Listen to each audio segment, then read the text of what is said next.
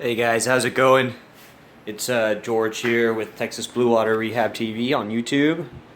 I needing to do a little Speargun band replacement, so I thought I'd do a little how-to to show you guys how to make your own Speargun band real quick and easy.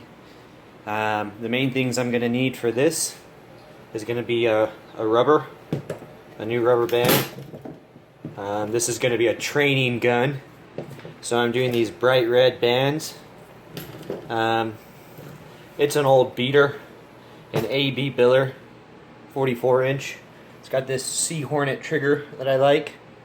It is a rather light mahogany gun that I don't particularly care for, but it's got this nice thick shaft and sharp harpoon at the end, double flopper.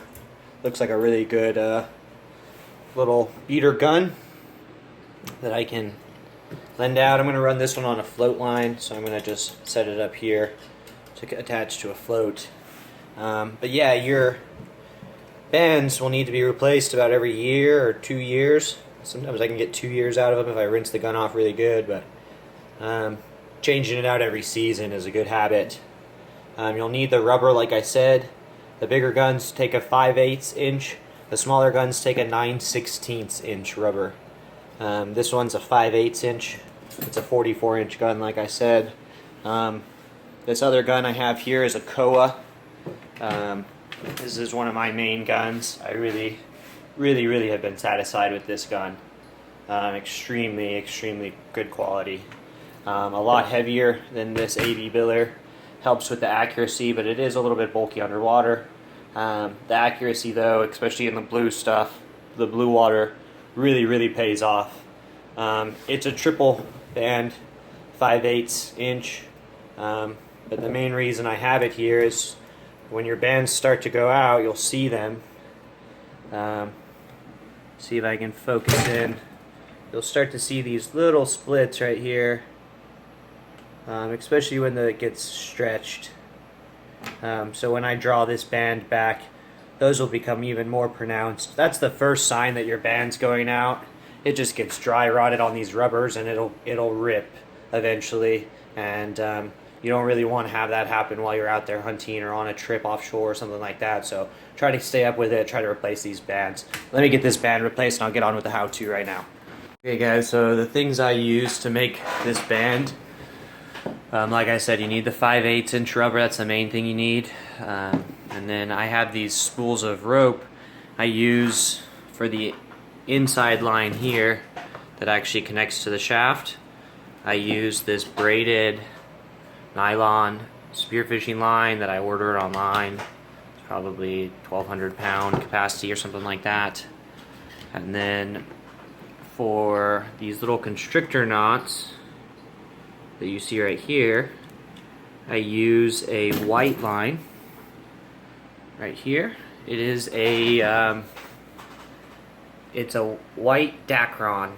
This one's by the Angler's Connection woodstock line, but it's a 130 pound test, and it's Dacron is the type of material that it uses. It cinches up on itself really well, and it stays nice and tight. So those are the main characteristics I look for. But here we go. So in the end of the line here, I tie this knot. Essentially what I do is I tie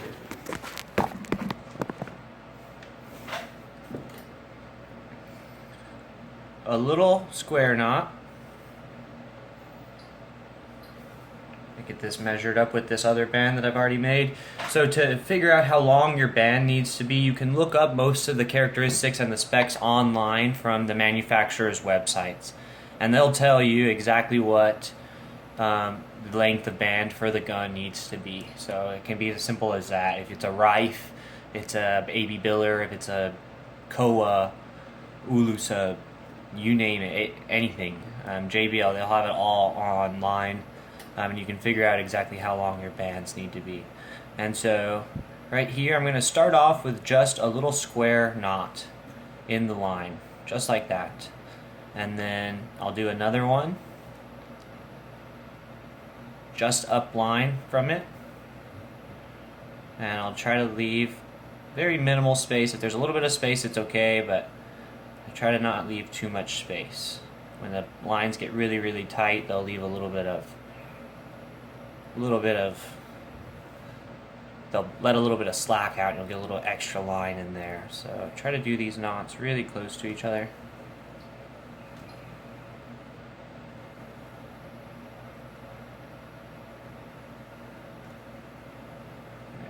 This tag line out. Okay, and there we go. Once you get 3 of them in there, try to get it nice and tight. 3 in a row on these just little square knots, these little hitch knots. Okay, and then once you get 3 of them, try to do 1 more, but try to actually incorporate the knots. So you use the knots to make a big knot on the 4th one.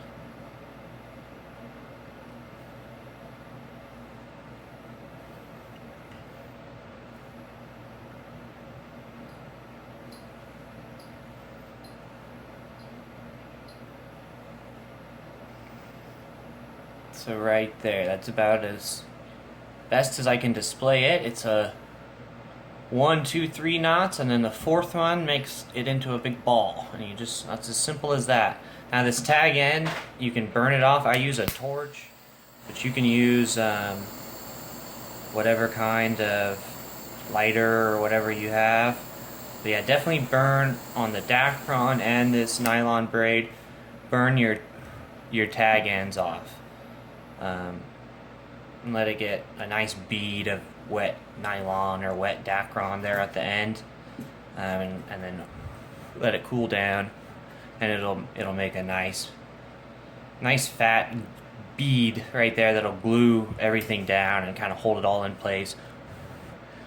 And that's a really good practice that I do to make sure these knots stay in place and make sure that this band lasts as long as possible.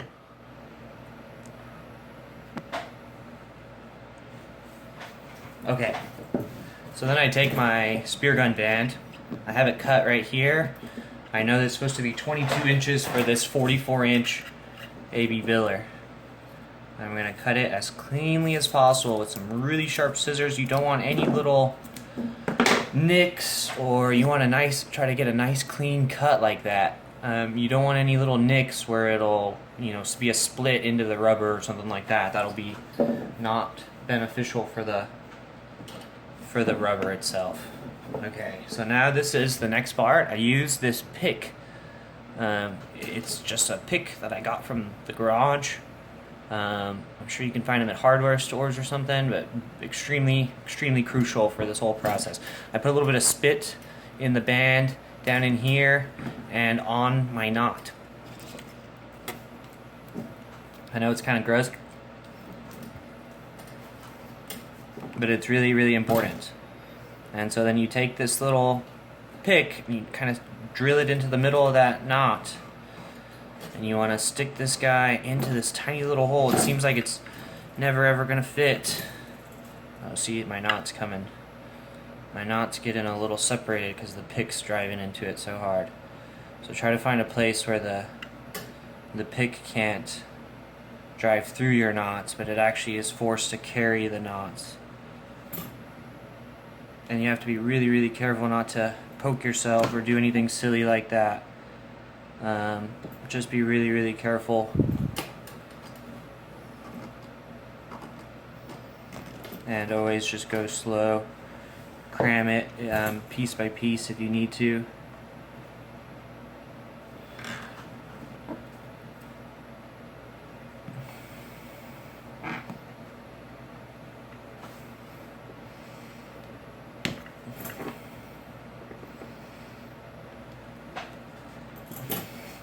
So there we go, I'm getting it into the little hole.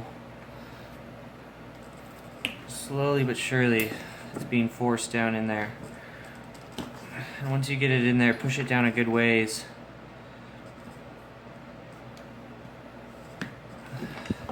Okay, and then you'll get this little kink in the in the actual rubber itself, and that's where the knot's sitting. And you get this little, you want like, you know, maybe a thumbnail, or like probably a fingernail worth. You know, you can do a little extra if you need a little bit more meat to tie your knot in there, but you know, I do about a fingernail, an index fingernail worth. And I get this little bit of space below that little bump. A little hard to see, but there's a little bump in there where that knot's sitting, because I crammed it in there. And so then this is where the constrictor knot comes into play.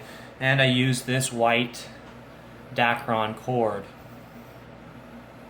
Now with this white cord, you're going to want to go over, and then you come under, back towards you, and you're going to want to go back over and make an X like this. Okay? And now with this end over here, grab it while holding that X there, pull this under, and it forms a little U underneath, but this tag line sits on the one you're working that you formed the X with, and now you've gone over a second time and back under. It sits on top. It just does a little 180, and it goes right here underneath this X that you formed. And make sure you keep it all lined up. This is the most important part with this constrictor knot. And you can look this up on various other channels, but so you get this all lined up with this little knot right here. You use this other one to get the slack out, and so then you have one coming out one end and one coming out the other end. And you're going to want to tighten this up, make it into a single band, move it down here to the bottom part just below your little knot that you've crammed in there. Okay? And then once you get it tightened up, you know, you should get something that looks like this. You should be able to tighten it, push these little bands together so that everything's sitting on top of itself. That's how this knot works. It traps itself. You should be able to go a little bit tighter, and you should start to see it constrict, literally pinching itself down and holding that knot in there. And so then what I'll do is I'll take something like this and I'll wrap it around both the, you know, slack ends, and I'll use this like a handle to then pull this sucker tight.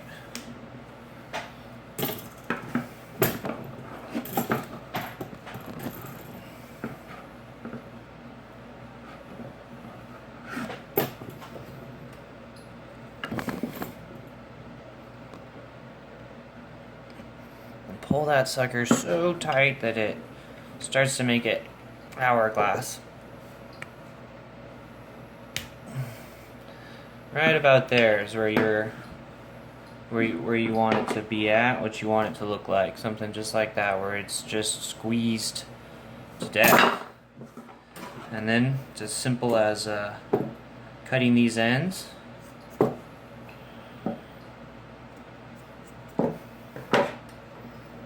And just for safety measures and a little bit of assurance or whatever, I tie this little square knot and I push it all the way down so that it forms a bead in the line, a little knot in the line. But if this constrictor knot tries to slip at all, loosen up, this little knot is right there to make sure that it can't really do that. It bites down. It's just kind of like a safety measure to make sure that this knot doesn't try to come undone or start to slip or anything like that. But yeah, I do it on both the tag ends. And the same thing with the Dacron.